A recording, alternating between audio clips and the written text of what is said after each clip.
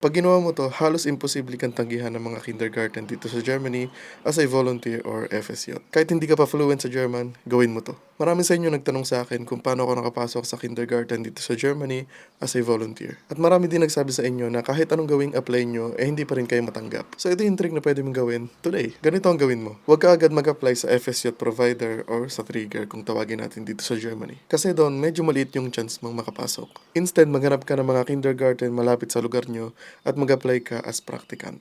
So bakit practicum muna? Kasi wala silang obligasyon sa'yo kaya mabilis ka nilang tanggapin, lalo na pag kailangan nila ng tulong. So syempre pag nakapasok ka na sa isang kindergarten, magpakitang gilas ka. Ipakita mo na magaling ka, marunong ka makisama, nakikipagsabayan ka sa mga bata. Kahit hindi perfect yung German mo, di ba? Sa oras na makuha mo yung loob nila, doon ka na magsabi na gusto mong mag-FSJ. At doon, biglang tataas yung chance mo. Kasi nga may kindergarten ka na kaya hindi ka nahahanapan ng FSJ provider nung kung ano-ano. Kasi may sure place ka na at hindi ka na kailangan nilang hanapan ng isang kindergarten. So diba, kahit hindi ka fluent sa German, may chance ka pa rin makapasok. Basta marunong ka lang dumiskarte. At bilang isang Filipino, kaya natin yan, diba? So kung gusto mo makapasok sa kindergarten bilang isang volunteer or FSJ, ayun yung gawin mo today. Oh, may tanong ka pa ba? Or bitin ka ba?